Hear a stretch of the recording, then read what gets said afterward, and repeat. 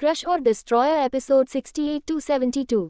निशा हारून के पास चली जाती है। हारून उसको अपने पास देख इशारे में पूछता है क्या हुआ। निशा अपने दांत दिखाकर कहती है तुमसे बात करने का मौका ही नहीं मिला कब से। हारून अपनी एक आईब्रो उठाकर कहता है तुम तो इतनी फ्रेंडली नहीं मेरे साथ, आप साफ बताओ क्या कर रही हो। निशा मुंह बनाकर कहती है तुम इज्जत के लायक ही नहीं हो। हारून कहता है तुमसे इज्जत रास नहीं आ रही, मुझे तुम्हारी दोनों दोस्त कहा है और तुम्हें उन्हें छोड़कर मेरे पास आए हो, मतलब कोई बात है। और तुम अपने प्यारे आमान भाई के साथ भी ना होकर मेरे पास, मुझे तो दाल में कुछ काला लग रहा है। निशा कहती है दाल नहीं तुम्हारी सोच काली है। हारून कहता है और तुम्हारी जबान। निशा कहती है शट अप। हारून कहता है देखा सगाई ना तुम अपने एक्चुअल बिहेवियर पर। निशा कहती है अच्छा ये चारों और ये बताओ कल कहाँ थे, हानिया को अकेले क्यों छोड़ा। हारून कहता है बहुत इंपॉर्टेंट मीटिंग थी यार। निशा कहती है देखिए हानिया को नेक्स्ट टाइम तुम्हारे वजह से प्रॉब्लम ना हो तो ही अच्छा है, वरना मेरे पास और तरीके हैं इसके प्रॉब्लम्स को कम करने के लिए, तो अच्छा होगा ये काम तुम करो मैं नहीं। हारून निशा के बात में धमकी साफ महसूस कर सकता था। वो कुछ कहता तभी मिसेस शर्मा और प्रतिभा जी वहां आ जाती है। प्रतिभा जी कहती है चलो बेटा डिनर करते हैं। सब हाँ कहकर डिनर टेबल पर आ जाते हैं। सारे गेस्ट जा चुके थे, बस मिसेस शर्मा ही अब तक थी। सब डिनर टेबल पर बैठे थे। मिसेस शर्मा ने निशा की अपने बगल में बैठाया जहां पर ऑलरेडी साइम निशा के दूसरी साइड बैठा था। अब निशा साइम और मिसेस शर्मा के बीच में थी। सब खाना शुरू करते हैं। मिसेस शर्मा पूछती है निशा तुमने पढ़ाई कहाँ तक की। निशा कुछ कहती उससे पहले हानिया कहती है मास्टर्स किया हुआ है, नशा ने आप PhD के सोच रही है। आलिया कहती है हानिया उन्होंने निशा से पूछा था। हानिया ऑकवर्ड स्माइल के साथ कहती है सॉरी। मिसेस शर्मा मुस्कुरा कर कहती है कोई बात नहीं, इम्प्रेसिव निशा, तुम्हें PhD करनी चाहिए और बाकी कोई प्रोफेशनल कोर्स किया तुमने। इस बार भी निशा कुछ कहती उससे पहले आलिया कहती है जी आंटी इसने LLB कर रखा है। इस बार हानिया आपने एक आईब्राउ उठाकर आलिया को कहती है शायद उन्होंने निशा से पूछा था राइट आलिया। आलिया एक ऑकवर्ड स्माइल के साथ कहती है हाँ तो मैं जवाब दूं या निशा, बात तो एक ही है ना निशा। निशा हाँ में सर हिला देती है। मिसेस शर्मा खुशी से कहती है ये तो बहुत अच्छी बात है, तुम ना सिर्फ एक अच्छी एक्ट्रेस हो बाकी आपने एजुकेशन पर भी तुमने प्रपोज धुन दिया। प्रतिभा जी तो निशा के सारे अचीवमेंट बना चाहती थी पर वो बता नहीं सकती थी। वो तो आलिया और हानिया की भी प्रोफेशनल लाइफ के बारे में बताना चाहती थी मगर सिर्फ उन सब की प्राइवेसी की रिस्पेक्ट करते हुए चुप थी। साइम बहुत शांति से अपना खाना खा रहा था, ऐसा बस ऊपर से लग रहा था। साइम ने निशा के उंगली को मोड़ रखा था टेबल के नीचे। निशा को दर्द तो बहुत हो रहा था पर वो ऊपर से खुद को बिल्कुल नॉर्मल रखती है। मिसेस शर्मा कहती है क्या तुम्हारा कोई बॉयफ्रेंड है। ये सुनकर सब हैरान थे और साइम निशा एक उंगली को और जोर से मोड़ने लगा था। निशा की लग रहा था उसकी वो उंगली बस अब टूट ही जाएगी। निशा मिसेस शर्मा की बात पर बस ना में सर हिला देती है। मिसेस शर्मा कहती है ये तो बहुत अच्छा है, देखो निशा में घूमा फिरा के बातें नहीं करती। मेरा बेटा तुम जानती हो होगी वो शर्मा कॉर्पोरेशन का डायरेक्टर है और मुझे तुम उसके लिए बहुत पसंद हो। मेरी नज़र में तुम परफेक्ट हो जो हमारे फैमिली बैकग्राउंड को मैच करती हो। मैं तुम्हारे फैमिली से मिलना चाहती हूँ और अगर तुम चाहो तो रजत से मिल सकती ही, डेट पर जा सकती हो, फिर डिसाइड करना। मिसेस शर्मा की बात सुनकर सब हैरान थे क्योंकि मिसेस शर्मा को नहीं पता था पर वहां पर बैठे हर इंसान को पता था कि निशा साइम की वाइफ है। साइम को बहुत गुस्सा आ रहा था आज के सारे तमाशे से और अब ये उसने अपने फोक को अपने दूसरे हाथ में लिया और निशा के हाथों पर गिराने लगा। निशा को अपने हाथों में एक तेज जुबान महसूस हो रही थी, उसके अपने हाथों पर गिला गिला महसूस हो रहा था जिससे वो समझ गई कि फोक को ज्यादा फोर्स से हाथ पर प्रेस करने से उसकी हाथ से ब्लड आ रहा है। पर साइम को जैसे कोई फर्क ही नहीं पड़ता था, जैसे उसका दिल पत्थर का हो और वो सब भी फोर्स के साथ उसको प्रेस कर रहा था। सिर्फ निशा को पता था कि उसको कितना दर्द हो रहा है पर वो अपने चेहरे पर नहीं आने दे रही थी। आखिर यही तो थी एक अच्छे एक्टर की खासियत कि उनके चेहरे से उनका दर्द, तकलीफ या खुहासी कोई नहीं बता सकता। मिसेस शर्मा निशा को चुप देख कहती है बेटा कुछ तो कहो, तुम अगर चाहो तो हम तुम्हारी फैमिली से बात करेंगे, अगर तुम पहले रजत को जानना चाहती हो तो ये भी ठीक है। निशा कहती है सॉरी मैं ऑलरेडी किसी से प्यार करती हो। मिसेस शर्मा उदासी से कहती है पर तुमने तो कहा कि तुम्हारा कोई बॉयफ्रेंड नहीं है। निशा कहती है क्योंकि मेरा हस्बैंड है and I am married so sorry. Nisha की ये बात सबको हैरान कर गई थी पर निशा की बात सुनकर साइम का फोक पर पकड़ ढेला पर गया था और अब वो निशा के हाथ पर फोर्स नहीं कर रहा था। प्रतिभा जी हैरानी से कहती है, वॉट तुम मैरिड हो पर ये न्यूज़ पब्लिकली क्यों नहीं है, कहीं भी नहीं है। निशा कहती है, एक्चुअली बहुत से एक्ट्रेस अपनी शादी पब्लिकली नहीं करते, इससे उनके करियर पर असर पड़ता है। मिसेस शर्मा उदासी से कहती है, इट्स माई बैड लक, पर वो कौन है? निशा कहती है, मुझे मौका मिला तो मैं आपको उनसे पर्सनली मिलवाऊंगी। मिसेस शर्मा कहती है, ओके, मैं वेट करूंगी उस लकी इंसान से मिलने का। फिर सब आराम से आपन खाना खाते हैं और मिसेस शर्मा सबसे मिलती है और निशा से मिलते हुए मस्ती में कहती है, अगर तुम्हें लगे तुम्हें अपने हस्बैंड से डिवोर्स लेना है और दूसरी शादी करनी है तो मेरे बेटे को ध्यान में जरूर रखना। साइम का दिल छा रहा था, उस औरत की बंदूक से उड़ा दे। प्रतिभा जी को भी जलन महसूस हो रही थी। प्रतिभा जी कहती है, तुम्हें लेट हो रहा होगा, अब तुम्हें जाना चाहिए। मिसेस शर्मा हाँ में सर हिलाकर वहां से निकल जाती है। वैसे ही साइम भी वहां से निकालने वाला होता है। प्रतिभा जी को साइम से बात करनी थी उसके आज के बिहेवियर के बारे में, पर साइम निशा से कहता है 30 मिनट में आ रहा। साइम की बात निशा समझ गई थी, जैसा मतलब था एक आ रहा, तब उन्हें यहाँ से निकालना है। साइम वहां से निकलकर सीधे काम में बैठ जाता है। 10 मिनट बाद साइम एक जगह पर पहुंचता है, उसके अंदर जाता है, उसमें लिखा था हेल ऑफ फायर। साइम के अंदर आते सारे लोग अपने घुटनों के बल बैठ जाते हैं। साइम अंदर जाता है तो देखता है 2 लड़कों को आग के भाप के पास बड़ा हुआ था। साइम कहता है, एक आंख निकलो। साइम का आदमी दोनों लड़कों को एक एक आंखें निकालने के लिए आगे बढ़ता है। वो लड़के रोते हुए कहते हैं, नहीं नहीं, हमें छोड़ दो प्लीज, जो कहोगे हम वो करेंगे। साइम भाई, पार ये नहीं, हम तो आपके कजन हैं, हमरे साथ ऐसा मत करो। साइम कुछ नहीं कहता है तो साइम का लेफ्ट हैंड रघु एक स्टील की रोड जो आग में तप चुकी थी और वो एक गर्म लोहा था, वो सीधे जाकर उस लड़के के आंखों में डाल देता है। वो दोनों तड़प और चिक के साथ बेहोश हो जाते हैं। साइम कहता है, होश में को और उनके आंखों के सामने उनके आंखों को नष्ट करो। रघु समझ गया था उसके बॉस ने क्यों उन दोनों की एक एक आंख निकालने कहा, ताकि एक आंख से वो दोनों लड़के देख पाए उनकी साजा। रघु गर्म पानी उन लड़कों के ऊपर दल देता है। वो दोनों लड़के तड़प कर उठ जाते हैं। वो दोनों दर्द से चीख रहे थे। रघु उनको जबरदस्ती एक अंग से सकेंगे पर मजबूत करता है और उनके आंखों के टुकड़ों में काट देता है। वो दोनों लड़के अंदर तक कांप गए थे। साइम रघु को इशारा करता है, रघु उसका इशारा समझ जाता है और उन लड़कों को बंद कर ऊपर की तरफ कर देता है और फिर लेफ्ट साइड कुछ बटन्स को प्रेस करने के बाद नीचे जो कब से जमीन दिख रहा था अब वो एक दरवाजे की तरह खुल जाता है और उसके नीचे एक उबलता लावा जैसा था। रघु फिर कुछ बटन प्रेस करता है और उनकी बॉडी और नीचे चली जाती है और उनकी बॉडी उस गर्म हीट से धीरे धीरे पिघलने लगती है। साइम बिना कुछ कहे वहां से उठकर निकल जाता है और रघु भी उसके पीछे पीछे आता है। साइम पूछती है, क्वीन ऑफ वाटर की क्या अपडेट है? रघु कहता है, बॉस अब तक कोई डिटेल नहीं मिली उनकी। साइम कहता है, खबर पहुंचाओ कि मैं किंग ऑफ हेल मिलना चाहता है। रघु हाँ में सर हिला देता है। क्या लगता है क्या होगा आगे जानने के लिए पढ़ते रहे क्रश और डिस्ट्रॉयर। साइम अपनी कार जैन मेंशन की तरफ मोड़ देता है। वो अब तक बेहद गुस्से में था और उसके हाथों के और माथे की नसें अब तक दिख रहे थे। उसकी कार आते देख बॉडीगार्ड जल्दी से उसके लिए कार का दरवाजा खोलने जाते हैं, पर साइम उनसे सिर्फ कहता है, उससे कहो मैं आ गया। बॉडीगार्ड साइम की बात समझ गया और जल्दी से घर के अंदर गया जहां सब हॉल रूम में ही बैठे थे। बॉडीगार्ड सर झुकाकर कहता है, मैडम बॉस आपका बाहर है। निशा हाँ में सर हिलती है। आलिया और हानिया जल्दी से उसको हक कर लेती है। आलिया कहती है, यार मुझे तो सबसे अच्छी बात शादी की यही लगी थी कि हम तीनों साथ रहेंगे।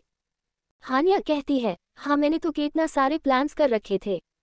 निशा उन दोनों का सर सहला देती है और कहती है, कंपनी में तो रोज मिलेंगे, हम तो उदास मत हो।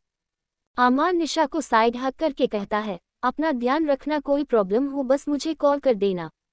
निशा कहती है, मेरी दोस्त जा अच्छे से ख्याल रखना, अगर उसको प्रॉब्लम हुई तो तुम्हारे लिए प्रॉब्लम बढ़ जाएगी। आमान कहता है, ऑफ कोर्स मैं अपनी जानेमन का पूरा ख्याल रखूंगा, ये कहने की बात थोड़ी है और तुमसे ज्यादा मेरा हक है उस पर। ओके। निशा कहती है, जल को करे। फिर निशा प्रतिभा जी के पैर छूती है तो प्रतिभा जी उसको गाले लगा लेती है और कहती है, मेरा बिल्कुल दिन नहीं छा रहा है तुम्हें यहाँ से जाने देने का, पर क्या करूँ, तुम्हारे और साइम के बीच कबाब में हड्डी भी नहीं बनना चाहती। मैं जानती हूँ अभी तुम दोनों को साथ रहकर एक दूसरे को समझने की बहुत जरूरत है। मैं उम्मीद करूंगी निशा तुम साइम और अपना रिश्ता हर हाल में संभालेगी। निशा कहती है, माँ मैं अपनी पूरी कोशिश करूंगी। प्रतिभा जी कहती है, जब मन करे आ जाना, ये साइम से ज्यादा तुम्हारा घर है। निशा फिर राजवीर जी के पास जाती है और उनके पैर को छूती है तो राजवीर जी उसको उठाकर उसको बालों को सहला कर कहते हैं, बेटा मैंने कहा था ना बेटिया पैर नहीं छूती है। निशा मुझे तुम हुमा की तरह प्यारी हो, इस घर में तुम्हारी हर बात साइम या किसी से पहले इम्पोर्टेंट होगी, कभी कुछ हुआ तो याद रखना मैं तुम्हारे पापा अभी जिंदा है। निशा की आंखें नम हो गई थी, वो राजवीर जी के हाथी को अपने आंखों से लगा लेती है और कहती है, मुझे बहुत प्यारे रिश्ते मिले हैं, मैं इन सबको संभाल कर रखूंगी। ये कह वो हारून के पास जाकर कहती है, ध्यान रखना हानिया का और अपना भी कोशिश करना कि हानिया को समझो और उसे मौका दो खुद को समझने का। हारून कहता है, मैं याद रखूंगा तुम्हारी बातें, तुम भी ख्याल रखना साइम का और अपना। निशा हाँ में सर हिला देती है और वहां से निकल जाती है। सर्वेंट उसका लगेज लेकर बाहर आते हैं। निशा बाहर आकर देखती है साइम पीछे की सीट पर बैठा था और अपने सर को सीट से टिका कर अपनी आंखें बंद करके था और ड्राइवर ड्राइविंग सीट पर बैठा था। बॉडीगार्ड निशा के लिए गेट खोलता है और निशा कार में बैठ जाती है। वो बहुत धीरे से बैठी थी, कहीं साइम की आंखें ना खुल जाए। बॉडीगार्ड की 2 गाड़ी आगे और 2 गाड़ी पीछे थी। ड्राइवर का स्टार्ट कर देता है। निशा अपनी सांसें भी धीरे धीरे ले रही थी कि कहीं साइम उठ ना जाए। निशा बस साइम को देख कर रही थी, उसको अपने दिल में एक वार्मनेस और सुकून महसूस हो रहा उसको ऐसा फील हो रहा कि उसका दिल पर से कोई बोझ उतार गया हो। उससे नहीं समझ आता था कि उस साइम को देखते ही उसको अपनी जिंदगी मुकम्मल लगने लगती थी। अचानक से ड्राइवर कार रोक देता है तो निशा को रियलाइज होता है ऑलमोस्ट 1 आवर से वो साइम को देख रही थी पर उसको पता ही नहीं लगा। कार रुकते गुड्स का गेट खिलते हैं तो साइम अपनी आंखें खोल देता है और बाहर निकल जाता है। निशा के लिए भी गार्ड गेट ओपन करता है। निशा जल्दी से बाहर निकल जाती है। वो देखती है साइम का ये आना विलर था जो बहुत खूबसूरत थी, पर निशा उसको देख नहीं पाती। वो देखती है साइम घर के अंदर जा रहा है तो वो भी उसके पीछे जाने लगती है। निशा अंदर आती है तो सिटी है सब कुछ ग्रे और ब्लैक कलर में था, पर उसको हैरानी होती है कि पूरे विला में एक भी सर्वेंट उसको नहीं दिखता है। वो खुद से कहती है, शायद ज्यादा रात होने की वजह से सब चले गए होंगे। निशा इसलिए ऐसा सोचती है क्योंकि बिल्ला बहुत बड़ा था और बहुत साफ सुथरा था, जैसे रोज साफ होता हो। इसका मतलब है कि नौकर तो होंगे।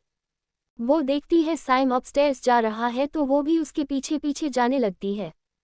साइम एक कमरे में जाता है तो वो भी शांति से उसके पीछे चली जाती है, पर वो जैसे कमरे में आती है अचानक से साइम उसको जमीन पर धक्का दे देता है जिससे निशा की चूड़ियां वापस से टूटकर उसके हाथों में छुप जाती है। पर निशा का सर भी एक टेबल के कॉर्नर से जा लगता है। सर से ब्लीडिंग तो नहीं होती पर निशा को अपने सर में एक तेज झंझनाहट महसूस होती है, फिर उसका अपना पूरा सर सुन्न होते हुए महसूस होता है। इस बार निशा अंदर तक कांप उठी थी। उसको आज से पहले इतना दर्द कभी नहीं हुआ था, भयंकर से भयंकर जंग में भी नहीं। निशा आगे कुछ समझ पाती उससे पहले साइम अपने घुटनों पर बैठकर उसके बालों को पकड़ के अपने तरफ देखने पर मजबूर करते हुए कहता है, बहुत मजा आता है बा तुम्हें लास्कों को अपना जिस्म दिखाने में और उन्हें अपनी तरह अट्रैक्ट करने में। बहुत गर्मी है तुम्हारे अंदर, शायद मैं तुम्हें कल अच्छे से सेटिस्फाई नहीं कर पाया, कोई बात नहीं आज कर दूंगा। निशा को साइम की ऑलमोस्ट बातें समझ नहीं आ रही थी। उसको अपने सर में बहुत तेज झंझनाहट महसूस हो रही थी और साइम ने उसके बालों को बहुत टाइटली पकड़ रखा था जिससे वो और दर्द में थी। निशा साइम से कहती है, साइम सॉरी, अगर मैंने कुछ गलत किया तो तुम मुझे बताओ तो कि क्या गलती की मैंने कही, उसको सुधारने की कोशिश करूंगी पक्का। निशा ने ये बात भी साइम से बहुत आराम से पूछी थी। इतने दर्द के बाद भी वो साइम पर गुस्सा कर ही नहीं पाती थी। क्या लगता है क्या होगा जानने के लिए पढ़ते रहे क्रश और डिस्ट्रॉयर। साइम आगे कुछ सुने और बोले बिना निशा को एक झटके में बेड पर फेंक देता है। निशा कुछ समझ पाती उससे पहले उसको अपने साड़ी में खिंचाव महसूस होता है। साइम उसकी साड़ी को खींच रहा था जिस वजह से उसके पिन खुलकर उसके कंधे पर लग जाते हैं, पर साइम को ये सब कुछ नहीं दिखता है। वो एक झटके में निशा के ऊपर आता है और उसके ऑटो को काट लेता है। निशा को दर्द हो रहा था पर वो साइम को खुद से दूर करने के बारे में सोच भी नहीं सकती थी। निशा ये चीज़ अच्छे से महसूस कर पा रही थी कि साइम को उसके बॉडी की लस्ट नहीं है, साइम बस अपना गुस्सा उस पर निकल रहा था। निशा का दिल और दिमाग दोनों ही उसको साइम को खुद से दूर करने की इजाज़त नहीं दे रहा था। साइम बिना किसी वार्निंग के आगे बढ़ जाता है। निशा की एक चिक पूरे कमरे में गूंज जाती है, पर साइम के क्या ही फर्क पड़ता था इन चीज़ों से। वो तो जानकर अपना सारा फोर्स निशा पर लगा रहा था कि उसको कितना ज़्यादा तकलीफ दे सके। कल रात का दर्द अब तक गया नहीं था और आज फिर से ये दर्द निशा को बर्दाश्त नहीं हो रहा था। पता नहीं रात के किस पहर तक ये सब चला। सुबह के 6 बजे निशा गहरी नींद में सो रही थी, उसके बॉडी में हिलने तक की हिम्मत नहीं थी। तभी उसको अचानक से अपने चेहरे पर बहुत सारा पानी महसूस होता है। वो जल्दी से उठकर बैठ जाती है। उसके कमर में पहले से ही बहुत दर्द था। अचानक से उठने से उसको बहुत तेज दर्द महसूस होता है। वो अपनी नजरें उठाकर ऊपर देखती है तो साइम अपने हाथ में पानी का जग लेकर खड़ा था। निशा उसको कंफ्यूजन में देखती है। साइम बिना किसी भाई के कहता है, ब्रेकफास्ट रेडी करो, 30 मिनट है तुम्हारे पास। ये कहकर वो उस रूम से निकल जाता है। निशा बहुत को कंफ्यूजन में साइम को देख रही थी। वो खुद से कहती है, मैं ब्रेकफास्ट कैसे बनाऊंगी। निशा का चेहरा परेशानी में चला गया था। वो वहां से उठने की कोशिश करती है पर उसको अपने पूरे बॉडी में ना बयान करने वाला दर्द महसूस हो रहा था। वो फिर से उठने की कोशिश करती है पर उसके कमर में उसको तेज दर्द हो रहा था और वो फिर से लड़खड़ा कर बैठ जाती है। वो खी के आसपास ब्लैंकेट लपेटती है और बहुत मुश्किल से वॉशरूम था जाती है और बाथटब में जाकर बैठ जाती है। उसको बहुत आराम मिलता है।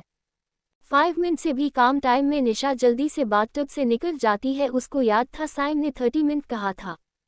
वो बाथरोब पहनकर बाहर निकालती है। वो आसपास रूम को अच्छे से देखती है। साइम का रूम था, काफी बड़ा था। वहाँ की हर चीज ऑथेंटिक थी। निशा आसपास वार्डरोब ढूंढ रही थी तो उसको एक गेट दिखता जो स्वाद चेंजिंग रूम था। वो जाकर देखती है, उसमें सिर्फ साइम के कपड़े थे। निशा को अपना लगेज या कपड़ा कहीं नहीं दिख रहा था। वो वापस रूम में आ जाती है। उसी टाइम साइम रूम में आता है पर वो निशा पर एक नज़र भी नहीं डालता है।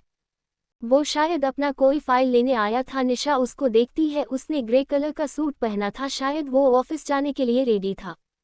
निशा की नज़रें ही उस पर से हट नहीं रही थी। तभी साइम फाइल लेकर कहता है, 20 मिनट। साइम के कहते हैं निशा को रियलाइज हुआ कि लेट हो रहा है। वो जल्दी से कहती है, साइम मेरे कपड़े नहीं है। साइम कहता है, सो वॉट। निशा कहती है, मैं नीचे कैसे आऊँ। साइम बिना किसी भाव के कहता है, दैट्स नॉट माई प्रॉब्लम। ये कह वो वहां से निकल जाता है। निशा हैरानी से साइम को देख रही थी। फिर वो साइम के क्लोजेट रूम में जाती है और अपना डिजाइनर दिमाग लगती है और फिर कुछ ढूंढने लगती है। उसको शिज़म मिल जाता है। वही साइम नीचे बैठा फाइल देख रहा था। वो घड़ी देखता है जिसमें निशा को दिए टाइम में से आप बस 15 मिनट बचे थे। तभी साइम को अपने पीछे सीढ़ियों पर से किसी के आने की आहट महसूस होती है। वो जानता था वो निशा है। साइम पीछे मुड़कर निशा को नहीं देखता है। निशा आसपास देखती है। साइम का विला बहुत बड़ा था। निशा ढूंढती है कि डिनिंग एरिया कहाँ है। उसको लगता है शायद राइट साइड पर, तो वो उस तरफ चली जाती है। वहाँ हाको डिनिंग टेबल और पास में किचन दिखता है। वो जल्दी से किचन में चली जाती है पर वो किचन में जाकर कंफ्यूज थी। एक्चुअल में उसको कुकिंग आती ही नहीं थी। आज तक उसने सिर्फ अपने करियर और इंटरेस्ट पर ध्यान दिया। उसके और आलिया के लिए खाना हमेशा हानिया ही बनाया करती थी क्योंकि हानिया के फेमस शेफ थी। उसके हाथों में जादू था। निशा रेफ्रिजरेटर खोलती है तो उसमें उसको बहुत सारे सब्जियां देखती है। वो देखती है उसमें सैंडविच ब्रेड है। वो उसको निकलती है। फिर कुछ सब्जियां, कुछ चीज़ वगैरह को वो सब के कर सीलिंग पर रखती है और देखने लगती है और खुद से कहती है, निशा अब इन्हें बनाना कैसे है, किया इस पर पेन से लिखना पड़ेगा प्रोसेस। फिर वो खुद के सर पर मार के कहती है, सिली गर्ल ये सब गैस पर बनता है, इतनी बार तो मूवी में सीन किया है, भूल कैसे गई मैं। वही साइम जो काफी देर से गेट के पीछे से निशा को ये हरकतें करता देख रहा था आया था निशा को कहने जल्दी करने पर। जब उसने निशा की उलझुल हरकतें देखी तो गेट पर ही रुक गया। पर साइम के चेहरे पर बिल्कुल हल्की सी मुस्कान थी। जब निशा सामान लेने के लिए इधर उधर घूमती है तो साइम उसको अच्छे से देखता है और देखता ही रह जाता है। निशा ने साइम के ट्राउजर को कई जगह से कट करके एक फैंसी लुक दे दिया था और साइम की ब्लैक शर्ट को आगे से हल्का कट लगा दिया था और हाफ स्लीव्स भी काट दिया था और कमर के पास उसको एक पोनी में बांध दिया था जिससे निशा की पतली कमर दिख रही थी। साइम को अपनी नजरें भटकती हुई महसूस हो रही थी। निशा के गोरे लंबे पैर भी दिख रहे थे। आगे क्या होगा जानने के लिए पढ़ते रहे क्रश और डिस्ट्रॉयर। वही निशा गैस ऑन कर लेती है और खुशी से कहती है, वाओ मैंने गैस ऑन कर लिया, हानिया को बताऊंगी। फिर निशा पैन धोकर उस पर रखती है और उसमें वेजीज को फ्राई करने के लिए ऑयल डाल देती है। पानी में ऑयल डालने की वजह से पैन से एक तेज आग निकलने लगता है। ये देख साइम जल्दी से अंदर आता है और निशा ने फौरन से गैस बंद कर दिया था और उसको बुझा दिया था। साइम जब देखता है निशा ने ठीक कर लिया तो वो वहीं से वापस जाकर डिनिंग टेबल पर बैठ जाता है। वो घड़ी में टाइम देखता है जिसमें बस 5 मिनट बचे थे। निशा ने फटाफट से सैंडविच बन लिया। उसके हाथ पर तेल के कई छींटे भी पड़ चुके थे जो अब लाल हो गए थे। साइम किसी की कॉल करता है और अंदर आने को कहता है तो एक मिडिल एज्ड लेडी घर में आती है और साइम के सामने सर झुकाकर खड़ी हो जाती है। साइम उसको एक बॉक्स देते हुए कहता है, रोज एक गोली देना, उसे पता ना लगे। वो औरत हाँ मैं सर हिलाकर वहां से चली जाती है। तभी निशा किचन से बाहर आती है। निशा ने उस औरत को जाते हुए देखा मगर कुछ कहा नहीं। निशा प्लेट साइम के सामने रख देती है और साथ में ब्लैक कॉफ़ी। निशा की याद था जब वो स्कूल में थे तब साइम को ब्लैक कॉफ़ी तब से ही बहुत पसंद थी। साइम निशा के लाए हुए खाने को देख रहा था। वो बिना कुछ बोले सैंडविच की एक बाइट लेता है और निशा वेट कर रही थी कि साइम कुछ कहेगा। पर अचानक से साइम वो प्लेट एक झटके में फेंक देता है जो सीधे जाकर निशा के पैरों में लगता है। गरम गरम सारी कॉफी निशा के पैरों में आकर गिरी थी और जोर से फेंकने की वजह से प्लेट टूट गई थी जिसके कांच निशा के पैरों में आकर लगे थे। निशा बस अपनी आंखें बंद कर लेती है। वो एक उफ तक नहीं करती है और ना अपने जगह से हिलती है। साइम अपने जगह से उठकर उसके कंधों को मजबूती से पकड़ के गुस्से में कहता है, useless you prepared a disgust and how डरे यू, किससे पूछकर तुमने मेरे कपड़ों को हाथ लगाया। निशा साइम को देखकर कहती है, मैंने इससे पहले कभी खाना नहीं बनाया और मेरे पास कोई कपड़े नहीं थे ऊपर। साइम कोल्ड वॉइस में कहता है, I don't want any excuse, आज से घर का काम तुम करोगी, यहाँ तुम्हारे लिए नौकर नहीं होंगे। निशा कंफ्यूजन में कहती है, पर साइम समझ गया था कि निशा क्या कहने वाली है तो वो पहले ही कहता है, हाँ बहुत नौकर थे पहले इस घर में, पर अब जब तुम जैसी यंग सर्वेंट है तो औरों की क्या जरूरत। निशा को बहुत बुरा लगता है। वो कहती है, आज तुम मुझे सर्वेंट कह रहे हो। साइम, मैं तुम्हें वादा करती हूँ वो तुम ही होगे जो मुझे अपनी वाइफ खुद से कहोगे, वो भी इज्जत के साथ, दिखावे के साथ नहीं। साइम कहता है, इन योर ड्रीम्स। निशा कुछ नहीं कहती है। साइम निशा से कहता है, इस घर से बाहर तुम नहीं जाएगी, जहाँ जाना है मुझसे पूछकर। निशा हाँ मैं सर हिला देती है। साइम ऊपर चला जाता है। निशा अपने पैरों को देखने लगती है जिसने एक कांच का बड़ा टुकड़ा अब तक चुभा हुआ था। निशा झुककर उसको निकलती है और पास में बने वॉशरूम में जाकर अपने पैर को अच्छे से धोती है। जलने और काटने की वजह से उसको जलन बहुत हो रही थी। तभी हाल में आकर निशा की नज़र डिजिटल कैलेंडर पर जाती है और उसको कुछ याद आता है। वो खुद से कहती है, साइम से बात करनी होगी। ये कह वो उठ जाने लगती है। कुछ सीढ़ी चलने पर ही अचानक से निशा को वापस से अपने सर में एक तेज झंझनाहट महसूस होता है और सब कुछ ब्लैंक लगने लगता है। वो जल्दी से स्टेयर्स के रेलिंग को पकड़ के उसका सहारा ले लेती है। 2 मिनट वो वैसे ही खड़ी होती है। जब उसकी वो ठीक लगती है तब दोबारा से ऊपर जाने लगती है। वो रूम में जाती है तो देखती है साइम रूम से अटैच्ड स्टडी रूम में है। वो धीरे से उसमें जाती है। साइम शायद आपने कुछ फाइल्स चेक करके रख रहा था। वो धीरे से कहती है, साइम बिना पीछे मुड़े कहता है, ये मेरा कमरा है, आइंदा मुझसे बिना पूछे मत आना। निशा कहती है, तुम्हारा कमरा ही मेरा कमरा है, मैं कहाँ जाए। साइम कहता है, इस विला में बहुत कमरे हैं, अगर उनमें नहीं रहना तो सर्वेंट क्वार्टर में जा सकती हो। निशा उस बात का की जवाब नहीं देती है और कहती है, मुझे तुमसे बात करनी है। साइम कहता है, जरूरी नहीं तो मत कहो। निशा कहती है, साइम मेरी शूटिंग चल रही है, मुझे जाना होगा वहाँ। साइम निशा की तरफ मुड़ता है और कोल्ड वॉइस में कहता है, अब तुम एंटरटेनमेंट इंडस्ट्री में काम नहीं करोगी, दैट्स फाइनल। निशा कहती है, साइम पर। साइम कहता है, डोंट आर। निशा कहती है, पर साइम ऐसे कैसे। साइम कहता है, क्या वो चीज़ मेरी बातों से ज़्यादा ज़रूरी है। निशा कहती है, तुमसे ज़्यादा ज़रूरी तो मेरा खुद का वजूद भी नहीं। साइम, ओके मैं छोड़ दूंगी, पर साइम प्लीज़ मुझे ये मूवी कंप्लीट करने दो, हमारी कंपनी ने इसके लिए साइन कर लिया है, इसके बाद प्रॉमिस मैं क्विट कर दूंगी एंटरटेनमेंट इंडस्ट्री से। साइम कुछ नहीं कहता है। वो हैरान था अंदर से कि निशा ने उसकी बात कितने जल्दी मान ली और वो आसानी से क्विट करने को मान गई। निशा आगे कहती है, तुम जो कहिए मैं करूंगी, पर बस इसकी शूटिंग कंप्लीट करने दो। अगर मैंने ऐसा छोड़ दिया तो हानिया की रेप्यूटेशन खराब होगी और उन्होंने मुझे और आलिया को साथ में साइन किया है, मे बी इससे आलिया के करियर पर भी असर पड़ सकता है और अभी वो अपने करियर के पिक पर है, प्लीज साइन मान जाओ। क्या लगता है क्या होगा जानने के लिए पढ़ते रहे क्रश और डिस्ट्रॉयर। साइम कहता है, ओके, पर मुझसे बिना पूछे शाम के बाद बाहर नहीं रह सकती तुम, और अपनी बात से मत पलटना, याद रखना आखिरी मूवी है ये। निशा हाँ मैं सर हिलाकर कहती है, थैंक्स, तो मैं जाओ। साइम कुछ नहीं कहता है, बस हाँ मैं सर हिलाकर वहाँ से निकल जाता है। निशा अपने फ़ोन से किसी को कॉल करके बात करने लगती है। वही साइम नीचे आता है तो वो मिडिल एज औरत थी। उसको साइम कुछ इशारा करता है तो वो औरत हाँ मैं सर हिला देती है तो साइम वहाँ से निकल जाता है।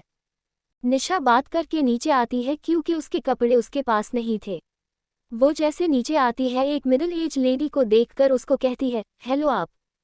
वो औरत झुककर कहती है, मैडम मेरा नाम सुनीता है, मुझे बॉस ने आप पर नज़र रखने के लिए रखा है। उन्होंने कहा है अगर आपको कहीं भी जाना हो मुझे बता दीजिएगा, फिर मैं बॉस से बात करके उनका जवाब आप तक पहुंचा दूंगी। निशा कहती है, पर मैं डायरेक्ट भी तो उससे बात कर सकती हूँ ना। सुनीता कहती है, बॉस का ऑर्डर है, मुझे फॉलो करना है। अगर आप मुझे नहीं बताएंगी तो आपको इस घर से बाहर जाने नहीं दिया जाएगा। निशा कुछ नहीं कहती है और फिर कुछ सोचकर खुशी से कहती है, आपको कुकिंग आती है? सुनीता हाँ मैं सर हिला देती है तो निशा खुशी से कहती है, प्लीज़ मेरे लिए ब्रेकफास्ट बना दीजिए ना, मुझे बहुत भूख लगी है और अभी जाना भी है। सुनीता कहती है, माफ़ कराएगा मैडम पर बॉस के ऑर्डर्स हैं, मैं घर का कोई काम ना करूँ, वो सब आपकी खुद करना होगा। ये सुनकर निशा उदास हो जाती है और अपने हाथों को देखने लगती है जिस पर साइम के दिए गए चोटों के निशान और जलने की वजह से उसके निशान थे। निशा कहती है, अच्छा किया आप ये बता सकती है मेरा लगेज कहाँ है? सुनीता कहती है, मैडम वो बॉस के कमरे के पास वाले कमरे को छोड़कर जो कमरा है वहाँ है और वही आपका कमरा है। अब निशा कुछ नहीं कहती है और ऊपर चली जाती है। वो जाकर जब रुक खोलती है तो वो रूम भी ठीक था, एक बड़ा किंग साइज बेड था और रूम में काफ़ी स्पेस थे और उसकी के साथ क्लोजेट रूम और वॉशरूम अटैच्ड थे। निशा अंदर जाती है और सबसे पहले अपना लगेज इधर उधर ढूंढने लगती है, फिर जब उसको रूम में कहीं नहीं दिखता तो वो क्लोजेट रूम का गेट खोलकर उसमें जाती है तो हैरान हो जाती है क्योंकि क्लोजेट रूम काफ़ी बड़ा था और उसमें कई सारे कपड़े थे, निशा के लिए ट्रेडिशनल भी और मॉडर्न भी, रेगुलर बेसिस से लेकर पार्टी वेयर तक, और हर स्टाइल के हिल्स भी थे और एक साथ कई नेकलेस भी और वॉचेस भी थे। वो एक 2 फ्लोर क्लोजेट रूम था, नीचे के एक साइड पर बहुत सारे ड्रेस अलग अलग टाइप्स के, दूसरे साइड पर शूज़ के जिस पर ग्लास स्लाइडिंग डोर था, वहाँ हर रूप के शूज़ थे, हिल्स भी और स्निकर्स भी और भी बहुत सारे, और सामने पर बैग्स के ग्लास स्लाइडिंग डोर था। वो एक लग्जरी शॉप लग रहा था। निशा ऊपर जाती है तो देखती है वहाँ उस पूरे फ्लोर पर ज्वेलरी और वॉचेस थे, वो पूरा फ्लोर पर ज्वेलरी से भरा था। वो सारे ज्वेलरी बहुत कॉस्टली थे, निशा को पता था कुछ स्टाइलिश थे तो कुछ फैंसी तो कुछ ट्रेडिशनल, कुछ हैवी तो कुछ लाइट, पर सब डायमंड्स के थे।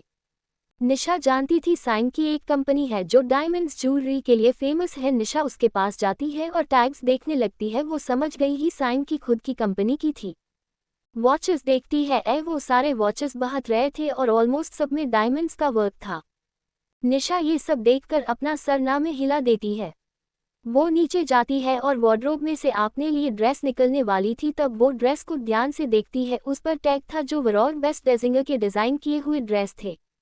निशा को टैग देखने की भी ज़रूरत नहीं थी, वो कपड़े देखकर ही समझ गई थी। 80 टाइम उसके फ़ोन पर एक मैसेज आता है, निशा खोलकर देखती है, रैक का मैसेज था, बहुत सारे स्टॉक्स किसी ने खरीद लिए, आपको फिर डिज़ाइन करना होगा। निशा उन कपड़ों को देखती है जो इतने बड़े क्लोजेट रूम में भरा हुआ रखा था और अपना सरना में हिलाकर सिर्फ मैसेज करती है, ओके। फिर निशा उसमें से एक नी लेंथ का ड्रेस निकलती है और उसको लेकर वॉशरूम में चली जाती है। निशा चेंज करके बाहर आती है और जल्दी से बस हेयर ड्राई करके क्लोजेट रूम में जाती है और मैचिंग वॉच पहनती है, ही सबसे कम एक्सपेंसिव थी और फिर हिल्स भी सबसे कम एक्सपेंसिव वाला पहनती है और वैसे ही बैग भी।